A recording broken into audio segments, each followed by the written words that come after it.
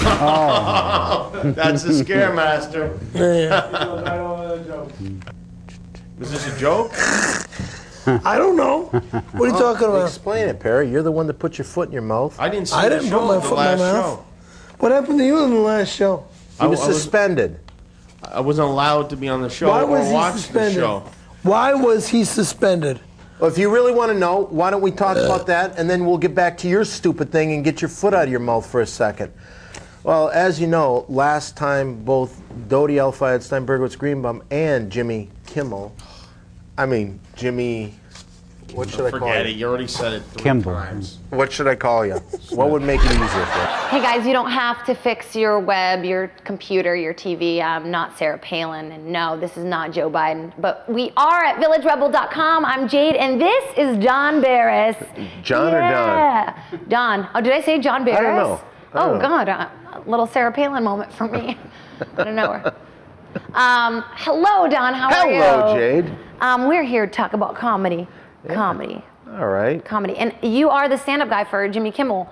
Well, the audience warm-up. Audience warm-up is the official title. Yes. Tell us a little bit about that, how you got into it, Well, how it is every day. I was very lucky. I mean, it's, first of all, Jimmy's like truly one of the nicest people I've ever met in my life, not only in show business. He's been very good to me in many ways. I met him because he was interested in the project I was doing that later became Windy City Heat. Yeah. This is when he first got Win Ben Stein's money. But he said, oh, I want to do something with you. And he was the first guy to say anything like that. And what he's done ever since, he's kept me working while we made the first movie, and now we're making a second movie. And he's kept me working. He got me a job working the audience warm-up, Win Ben Stein's money. Then he got me the Man Show, which was kind of an experience in itself. And then I've worked with him on Jimmy Kimmel Live since it started. So it's an unbelievably great job, and it's just very easy. And it's so great to work with a guy that's your friend. Yeah. And I mean, you know, and Jimmy's just a decent human being. Yeah, he seems very cool. But talk a little bit about like the warm-up. It's different every day. It has to be, obviously. It's a different Not really. audience. No, really? Not really. It's because it's formulaic? I like my act. I try to play with the audience more than anything. Yeah. But there's things that I've got to do to get them warmed up, and I just kind of go through the same thing. Because to a TV show, the audience warm-up is the least important person on set. Unless the audience isn't warmed up, then he's an asshole. So I just basically go out there, tell them what they need to do, and let them play with themselves. Meaning I bring them down, let them do their tricks, I let them show off their talent. And there's been some people that have, I've played with that have actually gotten on the show. Really? Yeah. What? Tell me a little bit of the story. Story time. Well,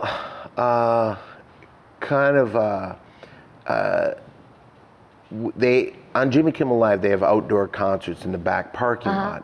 And I used to always tell the audience, and I'd like to thank our parking lot attendant, Guillermo, for letting us use his lot. And he would always come out and wave. And then Guillermo became kind of people started knowing who he was. Sidekick. Well, not even a sidekick then, because then he started sleeping in Dickie Barrett's car when he was supposed to be watching the cars, but Dickie would come out, the announcer on the show, and the lead singer for the Mighty Mighty Bosstones. He would come out and he would hear this car radio going, and there was Guillermo, who's the parking lot attendant, sleeping in his car. And these things got back to Jimmy all the time, and Jimmy loves characters. Tried him out on the show, and now he's a staple, and he's That's so funny. That's how it started. Oh, absolutely. But he's a good guy, little Guillermo.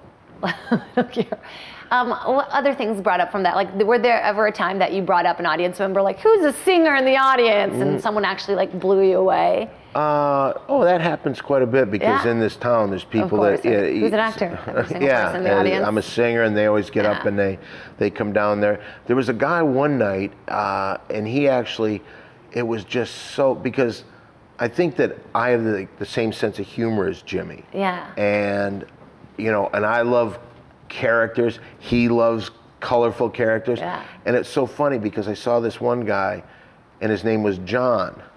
Well, I came out and I did this whole thing with him, the entire pre-show of the show.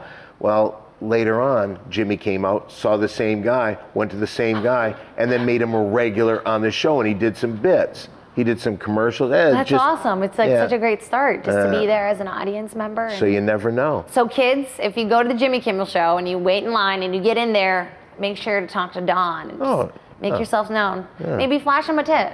It'll get you on the show. You never know. You never know. Well, Don, thanks so much for sharing. Thank you, Jade. And guys, vote, because... Vote for what? Vote for Obama. I'm just going to say it. I'm just going to give my opinion. Vote for Obama and go to the Comedy Store and watch Don Barris. Just those two things. Oh, the three things. Watch me, go to the Comedy Store, and vote for Obama. Yes, and eat healthy. Oh, there you go. Another one. Use condoms.